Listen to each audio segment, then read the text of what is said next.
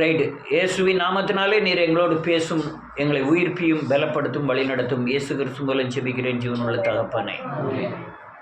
நீங்கள் கூட ஒரு சத்தியத்தை அல்லேலூயா தெளிவாய் புரிந்து கொள்ள வேண்டும். அநேக நேரம் இந்த காரியங்களை போதித்து கொண்டே இருக்கிறேன். அதாவது கர்த்தராகிய இயேசு கிறிஸ்து, கர்த்தர் இயேசு கிறிஸ்து, இது திரித்துவ தேவனை குறித்து சரியான ஒரு தெளிவு இருந்தால்தான் கர்த்தருடைய கிரியைகள் என்ன, இயேசுவின் கிரியைகள் என்ன, பரிசுத்த ஆவியானவருடைய கிரியைகள் என்ன என்பதை நீங்கள் புரிந்து கொள்ள வேண்டும்.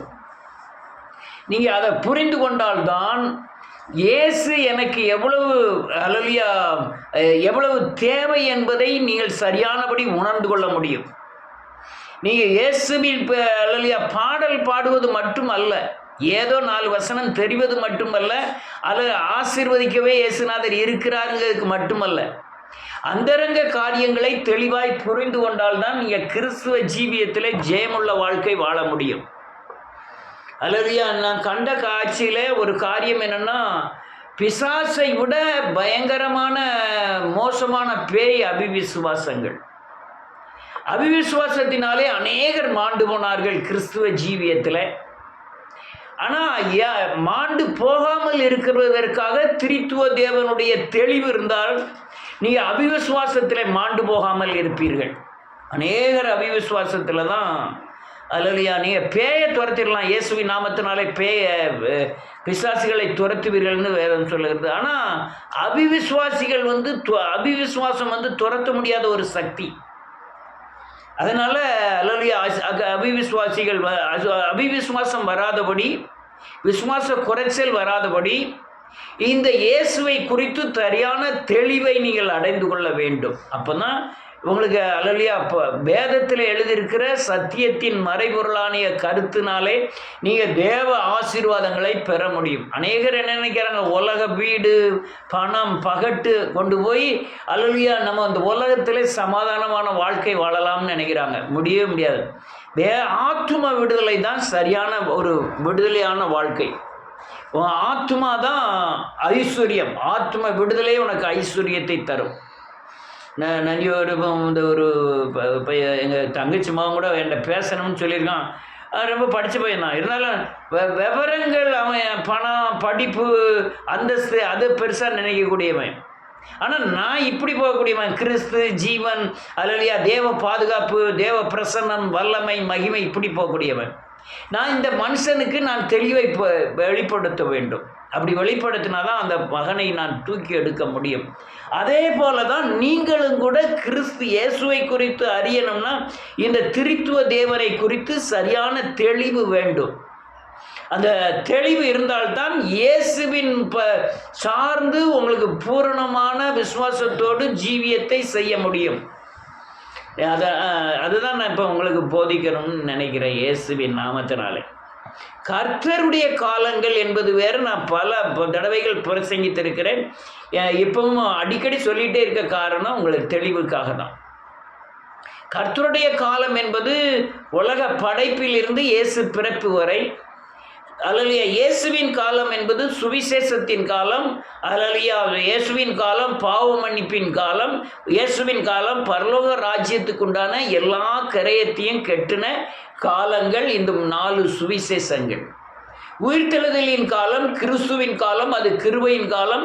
அவர் இயேசுவை நமக்கு காண்பித்து சிலுவை உபதேசத்தை போதித்து நம்மை இயேசுவை போல மாற்றி பரலோக ராஜ்யத்துக்கு நம்மை ஆயத்தமாக்குகிறார். அவர் கிறிஸ்து. அவர்தான் ஜீவனை, ஆத்மாவிலே ஜீவனை உண்டாக்குகிறவர். அந்த ஜீவன் பரிபூர்ணப்படுவதற்கு நீங்கள் இயேசுவின் சாயலுக்கு ஒப்பாய் மாற வேண்டும். இதுதான் சத்தியம். அல்லேலூயா. ஆனால் இயேசு இந்த 3 காலங்களிலே இருந்தாரா அப்படின்னு தான் நான் இன்னைக்கு அல்லேலூயா உங்களுக்கு போதிக்க போகிறேன். அதாவது அப்போஸ்தலர் நடபடியிலிருந்து வெளிப்படுத்தின விசேஷம் வரை கிறிஸ்துவின் காலம் என்று சொன்னேன், கிருபையின் காலம். அவர் இயேசுவின் பாவ மன்னிப்பு, அல்லேலூயா, அவருடைய தண்டனை, காயங்கள், சிலுவையில் அர்ப்பணிப்பு, அல்லேலூயா, பாவ அறிக்கை, சாபத்தில் இருந்து விடுதலை, இவை எல்லாவற்றிற்கும் உங்களுக்கு போதித்து நீங்கள் அதை உணர்ந்து கொண்டு நீங்கள் அறிக்கை செய்யும் பொழுதுதான் பூரண விடுதலைக்கு வர முடியும். நான் அநேக சபைகளுக்கு இன்னைக்கு உபத்திரவங்களின் காலங்கள் ஆரம்பிக்கிறது, அதே நேரத்தில் ரட்சிப்பின் காலமும் ஆரம்பிக்கும், எழுப்புதலும் உண்டாகும். அந்த உபத்திரவத்தின் காலத்தில் தான் அல்லலியா களை கசடுகள் அல்லலியா அழுக்குகள் எல்லாம் நம்மை நீக்கும். அதனால் நன்றியோடு துதிக்கிறேன். இந்த காலங்கள் அல்லலியா இயேசுவை அறிந்து கொள்ளக்கூடிய காலங்கள், ரைட், இயேசுவின் நாமத்தினாலே. அதனால் இதை புரிஞ்சுக்கிடுங்க. அடுத்தால நான் சொல்லக்கூடிய காலங்கள், பழைய ஏற்பாடில் இயேசு தூதனாய் வெளிப்பட்டார். புதிய ஏற்பாடு வரும் பொழுது அவர் இயேசு பாவ மன்னிப்புக்கென்று பலியான தேவ ஆட்டுக்குட்டியாய் வெளிப்பட்டார். பழைய ஏற்பாடில் தூதன் என்ற அர்த்தத்துக்கு செய்தியை கொண்டு வருகிறவர், நம்மை பாதுகாக்கிறவர், அல்லலியா நம்மை அவரை போல் மாற்றுவதற்குண்டான பின்னால் செய்யக்கூடிய கிரியைகளை நமக்கு போதித்து தேவனுடைய ராஜ்யத்திற்கு ஆயத்தமாக்குவதற்காக கொடுக்கப்பட்ட தேவ தூதர். பழைய ஏற்பாடில் தூதன் என்று எழுதப்பட்டிருக்கும், தூதர் என்று எழுதப்பட்டிருக்கும், தூதனானவர் என்று எழுதப்பட்டிருக்கும். தூதரானவர் என்று எழுதப்பட்டது இயேசுவை குறித்து எழுதப்பட்டிருக்கிறது. 3 காலங்களிலும் 3 பேருடைய கிரியைகளும் இருந்தது. இயேசுவின் காலத்திலே பிதாவும் கிரியை செய்தார், ஆவியானவரும் கிரியை செய்தார். அவர் சொன்னார், அல்லேலூயா, நானும் பிதாவும் ஒன்றாக இருக்கிறேன், நான் பிதா என்ன சொல்லுகிறாரோ அதை நான் செஞ்சுக்கிட்டு இருக்கேன், பிதா என்னை தனியாக இருக்க விடலை, நான் பிதா என்ன சொல்படி தான் நான் கேட்டுக்கிட்டு இருக்கேன்னு யோவானில் பல இடங்களிலே நீங்கள் வாசிக்க முடியும். அதனால் இந்த போதனையை அல்லலியா அந்த தூதனானவரை கொண்டு தேவன் பழைய ஏற்பாடில் என்ன செய்தார், புதிய ஏற்பாடிலேயே இயேசுவை கொண்டு என்ன செய்தாருங்கிறது தான் நான் இப்போ சொல்லக்கூடிய காரியங்கள். நான் இப்படி சொல்லிட்டு போகிறேன், எத்தனை பேர் கவனமாக கேட்டு அதை புரிந்து கொள்ளுவீங்கன்னு தெரியல. அப்படி கேட்டு தெளிவில்லைன்னா அடுத்தால இந்த வீடியோவை போட்டு பார்த்துக்கலாம். நன்றியோடு கூட துதிக்கிறேன். நான் இது ரொம்ப முக்கியமான ஒரு சத்தியம். இந்த பழைய ஏற்பாடிலே இயேசு இருந்தாரா அப்படின்னு இருந்தார்னு சொன்னாலே இது அந்திகிறிஸ்துங்கன்னு சொல்லக்கூடிய அளவுக்கு தெளிவற்ற தன்மையை இந்த பூமியிலே பார்க்கிறோம். அல்லேலூயா. பழைய ஏற்பாடில் அல்லேலூயா இயேசுவின் கிரியைகள் இருந்ததா அப்படின்னா அதிகமான கிரியைகள் இருந்தது. நான் வெள்ளிக்கிழமை குலோரிந்தோமா சர்ச்சில் சொன்னது, அல்லேலூயா, நன்றியோடு கூட துதிக்கிறேன். இயேசுவின் காலங்களாகிய பழைய ஏற்பாடின் காலங்களிலே அல்லேலூயா நன்றியோடு கூட அவர் என்னெல்லாம் கிரியை செய்தாருங்கிறத சொன்னேன் இயேசுவின் நாமத்தினால. இவன் புதிய பழைய ஏற்பாடில் தூதனானவர் இயேசுவானவர் தான் தூதனானவர். தூதன் செய்தி கொண்டு வருகிறவர், நமக்காய் பரிந்து பேசுகிறவர், நம்ம கூடையே இருக்கிறவர், நம்மை பாதுகாக்கிறவர், ஆலோசனை தருகிறவர் அப்படின்னு சொன்னேன். இன்றைக்கி நன்றியோடு கூட துதிக்கிறேன். தூதனானவர் இந்த பழைய ஏற்பாட்டில் என்ன செய்தாருங்கிறதான் பார்க்க போகிறோம். வாசிக்கலாம். ஆதியாகமத்தின் புஸ்தகம் 16வது அதிகாரம்.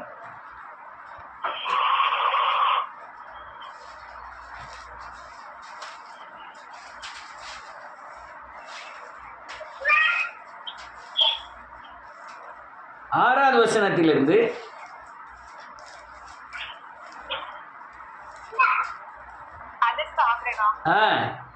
சாராயை நோக்கி, அடிமை பெண் உன் கைக்குள் இருக்கிறார், உன் பார்வைக்கு நலமானபடி அவளுக்கு செய் என்றான். அப்பொழுது சாராய் அவளை கடினமாய் நடத்தினபடியால் அவள் அவனுக்கு ஓடி போனாள். கர்த்தருடைய தூதனானவர் அவளை வனாந்திரத்திலே தூருக்கு போகிற வழி அருகே இருக்கிற நீரூற்று சண்டையில் கண்டு, சாராயின் அடிமை பெண்ணாகிய ஆகாரே, எங்கே இருந்து வருகிறாய், எங்கே போகிறாய் என்று கேட்டார். அவள், நான் என் நாச்சியாராகிய சாராயை விட்டு ஓடி போகிறேன் என்றாள். ஆமென். அப்பொழுது கர்த்தருடைய தூதனானவர், நீ உன் நாச்சியார் அண்டைக்கு திரும்பி போ, அவள் கையின் கீழ் அடங்கி இரு என்றார். பின்னும் கர்த்தருடைய தூதனானவர் அவளை நோக்கி, உன் சந்ததியை மிகவும் பெருக பண்ணுவேன், அது பெருகி எண்ணி முடியாததா இருக்கும் என்றார். ஆமென். பின்னும் கர்த்தருடைய தூதனானவர் அவளை நோக்கி, நீ கர்ப்பவதியாய் இருக்கிறாய், ஒரு குமாரனை பெறுவாய், கர்த்தர் உன் அங்கலாய்ப்பை கேட்டபடியினால் அவனுக்கு இஸ்மவேல் என்று பெயரிடுவாயாக. போதும். ஒரு பெரிய சந்ததியை, இஸ்லாமிய சந்ததியை உருவாக்கும்படியாய் தேவ தூதனானவர் இந்த ஆகாருக்கு ஒரு பிரச்சனையை உண்டு பண்ணி அந்த வீட்டிலிருந்து வெளியே கொண்டு வந்து இயேசுவாய் இருக்கிற தூதனானவர் இந்த ஆகாரை சந்திக்கிறார். சந்தித்தது மட்டுமல்ல, நீ எங்கிருந்து வருகிறாய், எங்கே போகிறாய், அவருடைய நோக்கம் என்ன அப்படின்னு கேட்குறாரு. நான் இடத்த விவரத்தெல்லாம் அவர் சொல்கிறார். சொன்னவொன்னே அவர் சொல்கிறாரு, தூதனானவர் சொல்கிறாரு, நீ போய் முதல்ல நீ அடுத்தால உன்னை பிரித்தெடுக்கும் வரை, நீ அந்த சாராளிடத்திலிருந்து வெளியே வரும் வரை நீ அவருடைய கரத்திற்குள்ளே அடங்கியிரு என்று சொல்லுகிறார். அடங்கி இருப்பதை அர்த்தம் என்னன்னா, இயேசுவின் நாமத்தினாலே இந்த சாராளோடு பேசி, அல்லேலூயா, ஆகாரோடு பேசி ஒரு மிகப்பெரிய ஒரு சந்ததியை அவனுக்கு கொடுக்க வேண்டும் என்பதற்காக அவர் பிரித்தெடுத்து தனியாக கொண்டு வந்து, அல்லேலூயா, நன்றியோடு கூட துதிக்கிறேன் இயேசுவின் நாமத்தினாலே அவளோடு வாக்குத்தத்தம் பண்ணுகிறார். உனக்கு இஸ்மவேல்னு சந்ததி பெற போகிறான்னு இயேசு இஸ்மவேல் சந்ததியை குறித்து பேசுகிறார் ஆகாரிடத்தில். இது என்ன அர்த்தம் என்றால், இஸ்மவேல் சந்ததி புறஜாதி, அவன் நியாயப்பிரமாணத்திற்கு உட்பட்டவன். இந்த நியாயப்பிரமாணத்தின் உட்பட்ட இந்த சந்ததியையும் கூட நான் இயேசுவின் காலத்திலே சந்திப்பேன் என்பதற்கு அர்த்தம் தான் இந்த இஸ்மவேல் இந்த ஆகாருடைய பேசின காரியங்கள். நான் துஷ்டனாக இருப்பான், எல்லார் கரையரும் அவருக்கு எதிராக இருக்கும், அவன் கரம் எதிராக. நாமும் அந்த புறஜாதியினிடத்திலே வந்தோம், நம்மை ரட்சிப்பதற்குண்டான அடையாளத்தை தான் அந்த இடத்துல ஆகாரோடு கர்த்தர் பேசுகிறார். பேசி சொல்லுகிறார், அல்லேலூயா, உனக்கு ஒரு சந்ததி உனக்கு உருவாகும் அப்படின்னு சொல்லி இயேசுதான் பல இடங்களில் இயேசு இந்த காரியங்களை செய்ய போகிறேன், இப்படியெல்லாம் செய்ய போகிறேன்கிறத உணர்த்துவதற்காக தான் பழைய ஏற்பாடிலே தூதனானவராய் வெளிப்பட்டார். தூதன் என்றால் தூதர்கள். அந்த அல்லேலூயா, தேவனுடைய அருகில் இருக்கிற 66 கோடி தூதர்கள், 33 கோடி தூதர்கள் பிசாசுனுடைய தூதர்கள். இந்த தூதர்கள்ங்கிறது வேற, தூதனானவர்ங்கிறது வேற. இயேசுவானவர் தான் தூதனானவர் புறஜாதிகளை நான் கடைசி நேரத்தில் மாம்சமான யாவர் மேலும் என்னுடைய ஆவியை ஊற்றுவேன், எல்லாருடைய முழங்கால்களும் முடக்கப்படும் என்பதற்காக தான் முன்னால் தன்னுடைய கிரியைகளை குறித்து அங்கே விவரமாய் பேசுகிறார். அவன் இஸ்லாமியராக இருந்தாலும் சரி, புத்திஸ்டாக இருந்தாலும் சரி, அல்லேலூயா, ஏத்திஸ்டாக இருந்தாலும் சரி, இந்துஸாக இருந்தாலும் சரி, நான் கடைசி காலத்திலே சந்திப்பேன் என்பதற்காக தான் தேவ தூதனானவர் சாரிடத்திலே பேசுகிறார். இன்னொரு வசனத்தை வாசிப்போமே. ஆதியாகமத்தின் புஸ்தகம் 22வது அதிகாரம்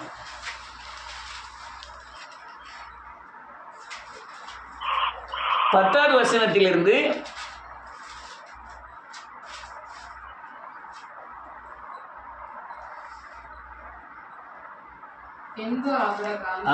தன் குமாரனை வெட்டும்படிக்கு தன் கையை நீட்டி கத்தியை எடுத்தான். அப்பொழுது கர்த்தருடைய தூதனானவர் வானத்தில் இருந்து ஆபிரகாமே என்று கூப்பிட்டார். அவன் இதோ அடியேன் என்றான். அப்பொழுது அவர், பிள்ளையாண்டன் மேல் உன் கையை போடாதே, அவனுக்கு ஒன்றும் செய்யாதே, நீ அவனை உன் புத்திரன் என்றும் உன் ஏக சுதன் என்றும் பாராமல் எனக்காக ஒப்பு கொடுத்தபடியினால் நீ தேவனுக்கு பயப்படுகிறவன் என்று இப்பொழுது அறிந்திருக்கிறேன் என்றார். ஆபிரகாம் தன் கண்களை ஏறெடுத்து பார்க்கும்போது இதோ பின்னாக குருதிலே தன் கொம்புகள் சிக்கிக் கொண்டிருந்த ஒரு ஆட்டுக்கடாவை கண்டான். அப்பொழுது ஆபிரகாம் போய் கடாவை பிடித்து அதை தன் குமாரனுக்கு பதிலாக தகன பலியிட்டான். ஆபிரகாம் அந்த இடத்துக்கு யெகோவா ஈரே என்று பெயரிட்டான். அதனாலே கர்த்தருடைய பர்வதத்திலே பார்த்து கொள்ளப்படும் என்று இந்நாள் வரை ஆமென் சொல்லப்பட்டு வருகிறது. ஆமென் கர்த்தருடைய தூதனானவர் ஆமென் இரண்டாம் தரம் வானத்திலிருந்து ஆபிரகாமை கூப்பிட்டு ஆமென் நீ உன் புத்திரன் என்றும் ஆமென் உன் ஏக சுதன் என்றும் ஆமென் பாராமல் அவனை ஒப்புக் கொடுத்து இந்த காரியத்தை செய்தபடியால் நான் உன்னை ஆசீர்வதிக்கவே ஆசீர்வதித்து ஆமென் உன் சந்ததியை வானத்து நட்சத்திரங்களைப் போலவும் ஆமென் கடற்கரை மணலைப் போலவும் ஆமென் பெருகவே பெருக பண்ணேன் என்றும் உன் சந்ததியார் தங்கள் சத்துருக்களின் வாசல்களை ஆமென் சுதந்திரித்துக் கொள்வார்கள் என்றும் ஆமென் நீ என் சொல்லுக்கு கீழ்ப்படிந்தபடியால் உன் சந்ததிக்குள் பூமியில் உள்ள சகல ஜாதிகளும் ஆசீர்வதிக்கப்படும் என்றும் பேரில் ஆணையிட்டேன் என்று கர்த்தர் சொல்கிறார் என்றார். போதும். இது சிலுவையின் அந்த பிக்சர். அப்படியே இங்க தேவ தூதனாகிய இயேசு கிறிஸ்து இந்த சந்ததிக்கு வெளிப்படும்படியாய் ஈசாக் என்ற பாத்திரத்தை ஏற்படுத்தி அவனை பலியிட கொண்டு போய் அந்த அல்லேலூயா ஆட்டுக்குட்டியை பலியிட்டு புறஜாதிகளை ரட்சித்து உங்களை ஆசீர்வதிப்பேன் என்பதை அல்லேலூயா பலாயிரம் வருடங்களுக்கு முன்பாகவே தனக்கு சொல்லும் செய்தி இதுதான். அல்லேலூயா. இதை கூர்ந்து கவனிச்சாதான் புரியும். அல்லேலூயா. நாம் பலியாகக்கூடிய இடத்துல, ஈசாக்கு பலியாகக்கூடிய இடத்துல ஒரு ஆட்டுக்குட்டியை பலி செலுத்தி, ஆட்டுக்குட்டியாகிய இயேசு பலியாகி, நான் பலியாகக்கூடிய இடத்துல இயேசு பலியாகி, அவர் மரித்து அடக்கம் பண்ணப்பட்டு உயிர்த்து அல்லேலூயா நமக்குள்ளே தங்கி இந்த பூமியில அநேகரை ஆசீர்வதிக்கும்படியான அநேக ஆசீர்வாதங்களை கட்டளையிடுகிறார். இது கொஞ்சம் கவனமாக இருந்தாலும் புரியும் நான் சொல்கிற காரியங்கள். தேவ தூதனானவர் பழைய ஏற்பாடில் அல்லேலூயா ஜனங்களுக்கு வெளிப்பட்டு சிலுவையை வெளிப்படுத்தினார். அந்த சிலுவையை வெளிப்படுத்தின காரியத்தை தான் நான் இப்போ சொல்லிட்டு இருக்கேன். ஈசாக்கு பலியிடக்கூடிய இடத்துல ஒரு ஆட்டுக்குட்டியை பலி செலுத்தி அந்த தூதனானவர் அல்லேலூயா ஜனங்களை ஆசீர்வதிக்கிறார். இப்பவும் நம்ம சிலுவையிலே அல்லேலூயா நமக்காய் பலியான இயேசு நம்மை ஆசீர்வதித்து இருக்கிறார். ஆவிக்குரிய சகல ஆசீர்வாதத்தினாலும் நீங்கள் ஆசீர்வதிக்கப்பட்டிருக்கிறீர்கள் என்று எபேசியர் 1:3 சொல்லப்பட்டிருக்கிறது. அப்படி ஆவிக்குரிய ஆசீர்வாதம் பெற்றோர்கள் மட்டுமே உலக ஆசீர்வாதத்தையும் சுதந்திரித்துக் கொள்ள முடியும். அதனால இந்த தேவ தூதனானவர் பழைய ஏற்பாடு காலங்களில் எங்கெல்லாம் எப்படியெல்லாம் வெளிப்பட்டாரோ, தன்னை வெளிப்படுத்தினாரோ, அவர் பூராமே சிலுவையை வெளிப்படுத்தினார். 100 வசனத்தை கூட வாசிக்கலாமே. யாத்திராகமத்தின் புத்தகம் 3ஆவது அதிகாரம் 1, 2, 3, 4, 5. யாராவது செல்ல வாசிங்க.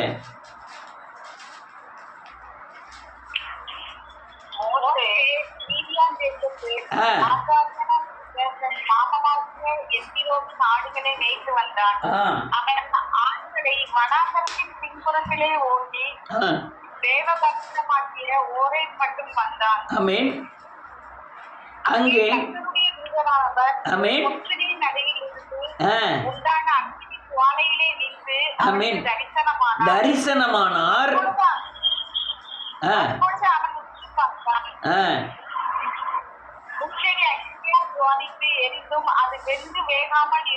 போதும். இதை நீங்க ஒரு நிமிஷம் வாசிக்கணும். ஒரு நிமிஷம் இது ஒரு நிமிஷம் நல்ல கேளுங்க. தேவ தூதனானவர் இயேசு அவர் முள்செடியிலே அக்கினி ஜுவாலையாய் எரிகிறார். ஆனால் உள்ள வெந்து போகவில்லை. அவர் சரீரத்தில் அதிகமான பாதிப்பு இருந்தது. ஆனால் உள்ள ஒன்றும் பாதிப்பு இல்லை. ஏன்னா உள்ள ஆத்மா வியாக்குலம் மக்கள் விடுதலையாகும்படியாகத்தான். மக்களுக்கான பலிக்குண்டான எல்லா தண்டனையும் தன்னை ஏற்றுக்கொண்டார். இங்கே முள்செடியிலே என்ன எழுதப்பட்டிருக்கிறது, அங்கே இயேசுவானவர் தூதனானவர் அல்லேலூயா முள்செடியை போல மோசேக்கு தரிசனமாகி வெளிப்புறத்திலே பயங்கரமாக எரிந்து கொண்டிருக்கிறது. அவர் உள்ள வெந்து போகவில்லை. அப்போ என்ன அர்த்தம்? அவர் வெளியே சரீரங்களில் நம்முடைய பாவங்களை சுமந்து அக்கினியிலே சுட்டரித்து அதை சாம்பலாக்கினார். சாம்பலாக்கினார்னா லேவியராமத்தின் அர்த்தங்கள். அந்த அல்லேலூயா மேலெல்லாம் அல்லேலூயா பழைய ஏற்பாடிலே அல்லேலூயா பாதிக்கப்பட்ட பாதைகள் புதிய ஏற்பாடிலே அக்கினி ஜுவாலையாய் எரிந்ததாய் இங்கே எழுதப்பட்டிருக்கிறது. அல்லேலூயா, உள்ள வந்து ஜனங்கள் ரட்சிக்கப்படணுமேங்கிற வேதனை தான். ஆனால் வெளியே எல்லா மனுஷனுக்குரிய பாவத்தை அவர் சுமந்து தீர்க்கிறார். மோசே போய் பார்க்கிறான், தூதனானவர் எரிஞ்சுக்கிட்டு இருக்காரு. அல்லேலூயா, தூதனானவர் முள்செடியில் தரிசனமாகிறார். எப்படி தரிசனமாகிறார்? ஒரு முள் எரியுது, ஆனால் உள்ள வந்து போகல, வெளியே பூரா பயங்கரமாக எரியுது. இதுதான் சிலுவையில் நடந்த காரியத்தை தேவன் அல்லேலூயா தரிசனமாய் மோசேக்கு காண்பிக்கிறார். அடுத்தல 3. அப்பொழுது மோசே, இந்த முச்செடி எங்கு போகாமல் இருக்கிறது என்ன? நான் கிட்டே போய் இந்த அற்புத காட்சியை பார்ப்பேன் என்றான். இதுதான் ஒவ்வொரு ஆளும் செய்யக்கூடிய ஒரு காரியம். முள்செடி வந்து போகலையே, நான் என்னுடைய அக்கினிக்காய், என்னுடைய பாவத்திற்காய் அவர் தண்டனையை சிலுவையில் ஏற்றுக்கொண்டாருங்கிறத நான் விசுவாசித்து அறிக்கை செய்ய வேண்டும். கிட்ட போய் பார்க்குறான், எரியுது, பயங்கரமாக எரியுது. தூதனானவர் எரிகிறார், இயேசுவானவர் எரிகிறார். அவர் முள்செடியை போல எரிந்து கொண்டு இருக்கிறார். உள்ள வேவல, ஆனால் உள்ள இருக்கிற இயேசுவை பார்க்குறான். அல்லேலூயா, எரியுத அந்த தண்டனையை பார்க்கிறான். எரியுத முள்முடியை பார்க்கிறான். எரியுத அல்லேலூயா சவுக்கடிகளை பார்க்கிறான். உச்சந்தலை முதல் உள்ளங்கால் வரை காயப்பட்டதை பார்க்கிறான், எரிந்து கொண்டு இருக்கிறார். அல்லேலூயா, ஆணிகள் கனாவைப்பட்டதை பார்க்கிறான், எரிந்து கொண்டு இருக்கிறார். ஈட்டியினாலே குத்துவதை பார்க்கிறான், எரிந்து கொண்டு இருக்கிறார். அவர் வேதனை அடைகிறார். வெளியே நன்றியோடு கூட துதிக்கிறேன். ஆனால் உள்ள அவர் பரிசுத்தமானவர், வெளியே பாவத்தை சுமந்து தீர்த்தவர். அவர்கிட்ட கொஞ்சமேனும் இருள் இல்லை. அவர் அல்லேலூயா பாவமானார். பாவியானவர்ல அவர் பாவமானார். நமக்காய் பாவங்களை சுமந்து அந்த காட்சியை காண்கிறான் மோசே. கிட்ட போய் பார்க்கிறான். அடுத்த என்ன இருக்கு? 4. வருகிறதை கர்த்தர் கண்டார். முச்செடியின் நடுவிலிருந்து தேவன் அவனை நோக்கி, மோசே மோசே கூப்பிட்டார். ஆமென். இதோ அடியேன் என்றான். ஆமென். அப்பொழுது அவர், இங்கே கிட்டி சேரலாக இருக்கிற பாவத்தை கலக்கி போடு, நீ நிற்கிற இடம் பூமி என்றார். இதுதான் பிரச்சனை. இதுதான் அவர் சிலுவைக்கு முன்னால போயிட்டோம், பாவங்களை அறிக்கை செய்துட்டோம். ஆனால் நான் பரிசுத்தமாகி அந்த இடத்தை நான் பரிசுத்தமாக்க வேண்டும். வேதம் தெளிவாய் சொல்லுது, உன் பாதரட்சை, உன் நடக்கைகள்லாம் மாற்று, உன் செய்கைகளை மாற்று, உன் பாதரட்சைகளை கலட்டி துறப்படு. நீ நிற்கிற பூமி பரிசுத்த பூமி. யாரெல்லாம் சிலுவைக்கு போகிறாங்களோ, சிலுவை முன்பாக போய் அந்த அக்கினியில் எரிகிற இயேசு கிறிஸ்துவை பார்க்கிறார்களோ, அதெல்லாம் உங்களுக்கு நன்றியோடு கூட துதிக்கிறேன். அல்லேலூயா, பரிசுத்தமாய் மாற்றப்படும். நீங்கள் ஜெயிக்கிறதுக்கு வழியே சிலுவைதான். பிசாசு உங்களை மேற்கொள்ளாமல் இருக்கிறதுக்கு வழியே சிலுவைதான். நீங்கள் தெளிந்த புத்தி அடைவதற்கே சிலுவைதான் வேணும். நீங்கள் பரலோகராஜ்யம் ஆயத்தமாவதற்கு, இயேசுவை போல மாறுவதற்கு, இந்த பூமியில் அல்லேலூயா சமாதானமான வாழ்க்கை வாழ்வதற்கு, நோயிலிருந்து பேயிலிருந்து விடுதலை ஆவதற்கு, நீங்கள் அல்லேலூயா சிலுவையிலே அல்லேலூயா பற்றி எரிகிற இயேசுவை பார்க்க வேண்டும். அந்த அல்லேலூயா தூதனானவர் முள்செடியில் எரிந்தது போல இயேசு சிலுவையில் எரிந்து கொண்டு இருக்கிறார். அதை நீங்கள் பார்த்தால் அல்லேலூயா நீங்கள் நிற்கிற இடம், நீங்கள் நடக்கிற இடம் எல்லாம் பரிசுத்தமாயிரும். உங்கள் பாதரட்சைகளாகிய நடக்கைகளை, உன்னுடைய யோசனைகளை, உன்னுடைய வழிமுறைகளை எல்லாம் கழுவி பரிசுத்தமாக்க வேண்டும். அப்படி பரிசுத்தமாக்குனீங்கன்னா இந்த தூதனானவர் அல்லேலூயா நன்றியோடு கூட துதிக்கிறேன், இந்த தேசத்தை சொந்தமாக தந்துடுவார். இதெல்லாம் பழைய ஏற்பாட்டில் சொல்லப்பட்ட காரியம். புதிய ஏற்பாடை பார்த்துட்டு முடிப்போம். இயேசுவின் நாமத்தினாலே நிறைய சொல்ல வேண்டியிருக்கும், நேரம் இல்லை.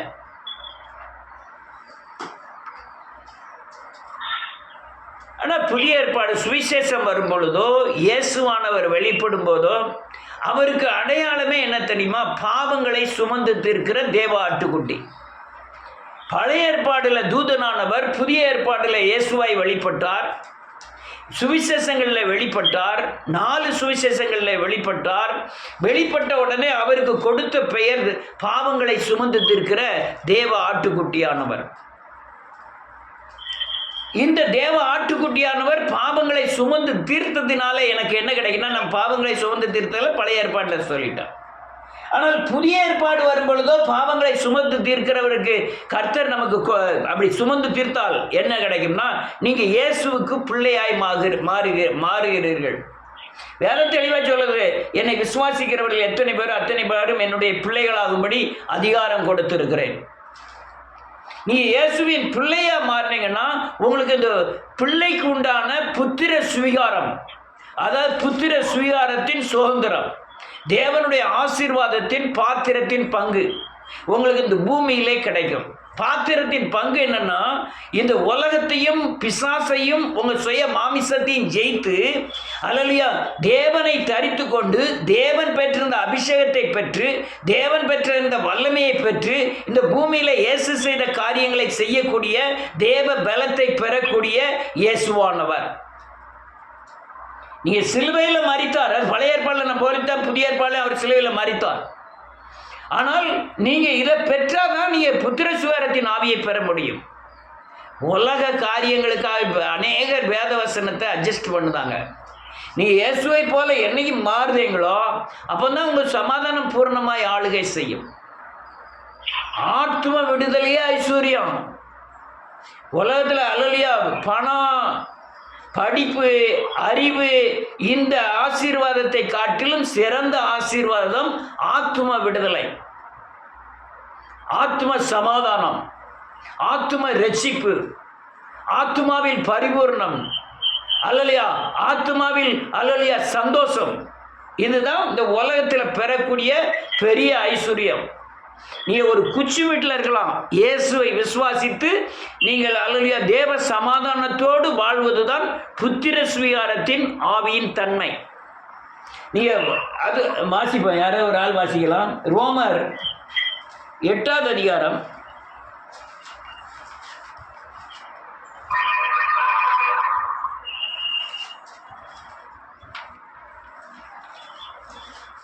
ரோமர் 19வது வசனத்திலிருந்து வாசிக்கலாம். மேலும் தேவனுடைய புத்திரர்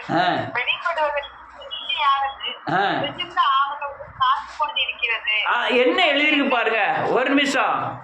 தேவனுடைய புத்திரர்கள் நீங்க எல்லாரும் விடுதலையாகி இயேசுவின் சிலுவையில் பாவ மன்னிப்பின் நிச்சயத்தை பெற்று உங்கள் அல்லேலூயா இயேசுவின் பிள்ளை என்கிற அதிகாரத்தை பெறுவதற்கு, இயேசுவின் சாயலுக்காய் மாறுவதற்கு உங்களுக்குள்ள புத்திர சுவீகாரமாகிய ஆவியை பெற்று அந்த பூமியில் உள்ள எல்லா சிருஷ்டிகளும் நீங்க புத்திரர் ஆகணுங்கிறத எதிர்பார்த்து கொண்டிருக்கிறதுன்னு வேதம் சொல்லுது. மழை இல்லை, வெயில் அடிக்கி, இதெல்லாம் இந்த உயிரினங்கள் எல்லாத்துக்கும் பாதுகாப்பற்ற தன்மையாக மாறுது.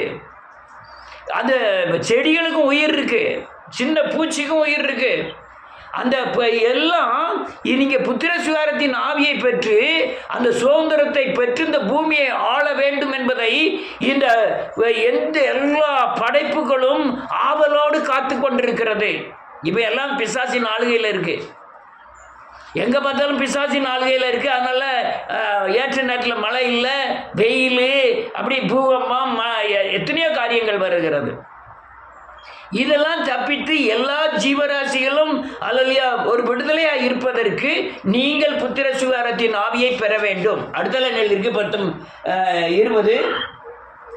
அது என்ன என்றால் விடுதலையாக்கப்பட்டு ஆமென் தேவனுடைய பிள்ளைக்குரிய மகிமையான சுவாதீனத்தை பெற்றுக்கொள்ளும் என்கிற நம்பிக்கையோடு. ஒரு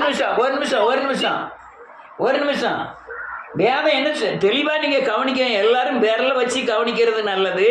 அது என்னன்னா, இந்த உலகத்தில் படைத்திருக்க மரம், செடி, கொடி எல்லாம் அழிவுக்குரிய அடிமைத்தனத்தில் இருக்கிறது. எல்லாமே அழிவுக்கூடிய அடிமைத்தனத்தில் இருக்கு. அதிலிருந்து விடுதலையாகப்படுவதற்கு தேவனுடைய பிள்ளைகள் இயேசுவை தரித்து கொண்டு அவர் மேல இருந்த மகிமையை பெற்றால் சுயாதீனத்தை பெற்றுக்கொள்ளும் என்கிற நம்பிக்கையோட, அவைகள்லாம் சுயாதீனம்னா சுய விருப்பத்தின்படி நடக்கக்கூடிய சுயாதீனத்தை பெற்றுக்கொள்ளும் என்ற நம்பிக்கையோட அந்த சிருஷ்டியானது சுய இஷ்டத்தில் அல்ல, கீழ்ப்படுத்தினவராலே மாயைக்கு கீழ்பட்டிருக்கிறது. நீங்க என்ன மாயைன்னா அது இந்த உலகத்துல இருக்க தனியா, அதுக்கு பரலோகம் கிடையாது. இந்த சிருஷ்டிகளுக்கு போறோம், மரம் செடி கொடி அல்லையா பறவைகள், இதுக்கு பூராமே உயிர் இருக்கு, ஆத்மா இல்லை. ஆனா இந்த மாயைக்கு கீழ்பட்டு இருக்கிறது. நீங்க புத்திர சுகாரத்தின் ஆவியை பெறும்போது உங்க வீடு மட்டுமல்ல, உங்க ஆத்மா மட்டுமல்ல, இந்த பூமியில உள்ள எல்லா ஜீவராசிகளும் உயிருள்ள எல்லாம் அது சுதந்திரத்தை பெறுகிறது. அதனால நம்பிக்கையோட காத்திருக்கிறது. அது மாயைக்கு கீழ்பட்டிருக்கிறது. ஏன்னா அது அழிவுதான் கடைசியில்.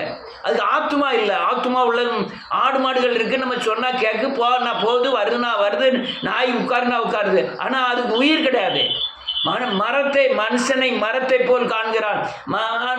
மரம்னா என்ன? ஆத்மா இல்லாத ஒரு உயிர். அதனால அது பரலோகராஜ்யம் போகல. ஆனா இந்த பூமியில இருக்கும் வரை சமாதானமாய் இந்த பிறப்புகள்லாம் இருப்பதற்காக மாயைக்கு கீழ்பட்டிருக்கிறது. நீங்க தேவனுடைய சாயலை தரித்து கொள்ள வேண்டும். அப்பதான் அது மகிமையிலே அது பிழைக்கும். ஏகப்பட்ட இடத்துல மழை, அதெல்லாம் மழை வெயில் எல்லாம் படைத்தது தேவன். ஆனா ஆண்டு கொண்டு இருக்கிறது பிசாசு. உலகத்துல அலலியா காற்றை அனுப்புகிறான். இயேசுநாதர் படகுல இருக்கும் போதே காற்றை அனுப்புகிறான் பிசாசு. ஆனா காற்று உள்ளது தேவனிடத்துல. காற்றை தன் பண்டகசாலையிலிருந்து அனுப்புகிறான். அனுப்பப்பட்ட காற்றை திசை திருப்பி அந்த படகுக்கு நேராய் விட்டு அந்த படகுகளை படகு கொந்தளிக்கும்படியாய் கவிழும்படியாய் செய்கிறான். அதே போலதான் இந்த காரியங்கள் எல்லாம் தேவனால் படைக்கப்பட்டவைகள். அடுத்த நிலைக்கு ஆகையால் நமக்கு தெரிந்திருக்கிறபடி இதுவரைக்கும் ஏகமாய் தவித்து பிரசவ வேதனை படுகிறது. எல்லாம் ஏகமாய் தவித்து பிரசவ வேதனை படுகிறது. எதுக்கு பிரச்சனை வேதனைப்படுகிறது? நீ மனம் திரும்பி பாவ மன்னிப்பு நிச்சயத்தை பெற்று மறுபிறப்பு அடைஞ்சு இயேசுவை போல மாறி தேவ மகிமையில் நீங்க வந்தீங்கன்னா, சுதந்திரத்தை பெற்றீங்கன்னா, நீங்கள் இந்த பூமியில் உள்ள எல்லா உயிரினங்களையும் அல்லையா அன்பினாலும் அல்லையா அரவணைப்பினாலும் தேவனுக்கு பயந்து அவர்கள் சரியானபடி நடத்துவீங்கிறதுனால அது பிரசவ வேதனை பட்டுக்கிட்டு இருக்கே. பிரசவ வேதனைப்படுது. அடுத்த ஒரு வசனத்தை மட்டும் வாசிக்கும். 22 23. அதுவும் அல்லாமல் ஆவியின் முதற்கோள்களை பெற்ற நாமும் கூட நம்முடைய சரீரம் உயிர்ப்பாக்கிய புத்திர சுவிகாரம் வருகிறதற்கு காத்திருந்து நமக்குள்ளே தவிக்கிறோம். இதுதான் பிரச்சனை. நமக்குள்ள நம்ம புத்திர சுவாரத்தை கொடுக்கிறது ரெடியா இருக்காரு. நாம் மனம் திரும்புவதற்கோ பாவ மன்னிப்பு நிச்சயத்தை பெறுவதற்கோ அல்லது இயேசுவை தரித்து கொண்டு புத்திர சுவாரத்தை அவர்களுடைய தேவ மகிமையை என் மூலமாய் பூமியில வெளிப்படுத்துவதற்கோ நான் தவித்து கொண்டிருக்கிறேன். அநேகருக்கு இந்த சத்தியம் போய் சேரல. சேர்ந்தவங்களும் அதுல பிரயாசப்பட்டு தேவ மகிமை வெளியரங்கமாக்குவதற்கு, தேவ சாயலை வெளியரங்கமாக்குவதற்கு, தேவ பிரசனத்தை தன் மூலமாய் வெளியரங்கமாக்குவதற்கு பிரசவ வேதனை பட்டு தவிக்கிறோம். அதான் வேதம் சொல்லுது. அதனால பழைய ஏற்பாடு காரியங்கள் தன்னை வெளிப்படுத்தினார். சிலுவையில் தன் மரணத்தை எல்லாம் வெளிப்படுத்தினார். தாவீதுக்கு வெளிப்படுத்தினார், ஆபிரகாமுக்கு வெளிப்படுத்தினார், அல்லையா மோசேக்கு வெளிப்படுத்தினார் தன் சிலுவை மரணத்தை. ஆனால் புதிய ஏற்பாடு வரும்போது நமக்கு தரிசனமானார். அல்லையா தன் ஆத்தும கண்களை பார்க்கும்படியான சிலுவை தரிசனத்தை பெற்றிருக்கிறோம். எதுக்குன்னா இந்த புத்திர சுகாரத்தின் ஆவியை பற்றி பெற்று இந்த சுதந்திரமாய் வாழ்ந்து அநேகரை மீட்டெடுக்கத்தான். எல்லாம் கற்ப வேதனைப்பட்டிருக்கு. எப்பையா நீங்க மனம் திரும்பி எப்ப இயேசுவை போல மாறுவீங்க, எப்ப தேவனை தரித்து கொள்வீங்கிறத பெரும்படியாய் இதெல்லாம் உங்களுக்கு பிரசவ வேதனைப்பட்டு தவிக்கிறது. நீங்க எப்ப பெறுவீங்கிறத தவித்து கொண்டிருக்கிறது. அடுத்த இன்னொரு வசனத்தை வாசி முடிக்கிறேன். கலாத்தியரின் புத்தகம் 4வது அதிகாரம்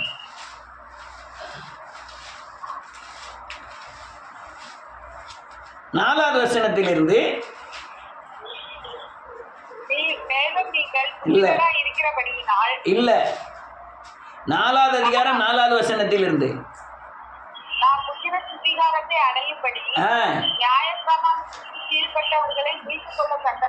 ஆமென். காலம் நிறைவேறின போது ஸ்ரீனிடத்தில் பிறந்தவரும் நியாயப்பிரமாணத்திற்கு கீழானவரும் ஆகிய நம்முடைய குமாரனை தேவன் அனுப்பினார். ஒரு நிமிஷம், ஒரு நிமிஷம். 4வது வசனத்தில் நாம் புத்திர சுகர அடையும்படி நியாயப்பிரமாணத்திற்கு கீழ்ப்பட்டவர்களை மீட்டு கொள்ளத்தக்கதாக காலம் நிறைவேறின போது சிறியனிடத்தில் பிறந்தவரும் நியாயப்பிரமாணத்திற்கு கீழானவருமாகிய தம்முடைய குமாரனை தேவன் அனுப்பினார். நம்ம ஆவியின் பிரமாணத்தில் இல்லை, ஏதோ ஒரு சட்டத்தின் பிரமாணத்தில் இருந்தோம். உலக சட்டம், அம்மா இப்படி, அம்மாவுடைய கட்டுப்பாடு இப்படி, அப்பா இப்படி, அப்பா கட்டுப்பாடு இப்படி, உலகத்தின் கட்டுப்பாடு இப்படி, சட்டத்தின், இதெல்லாம் ஒரு பிரமாணங்கள். இந்த பிரமாணத்தில் இருக்கிற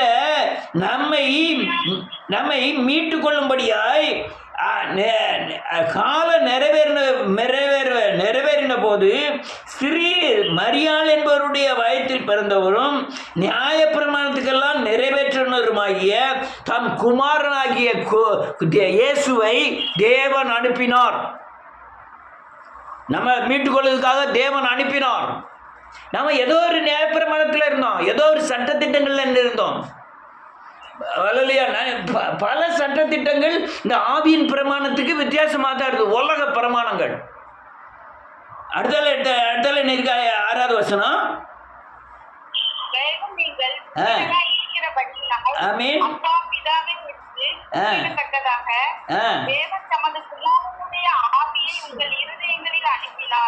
போதும். தன் அப்பான்னு சொல்றது மட்டுமல்ல, நீங்க அப்பா பிதாவேங்கிற உரிமையை கொண்டாட வேண்டும்.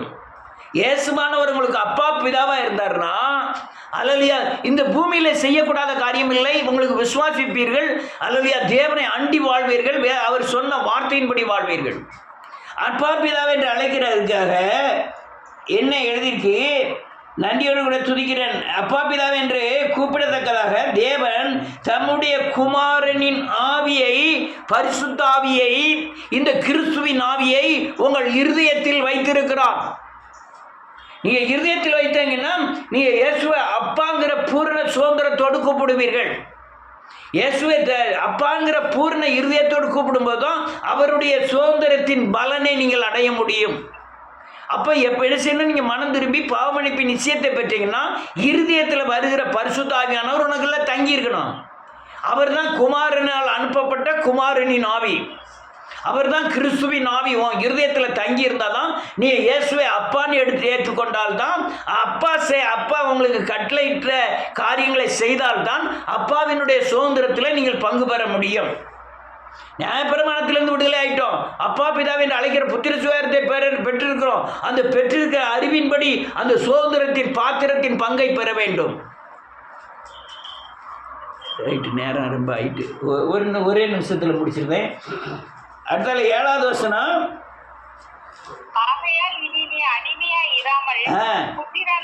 இருக்கிறாய்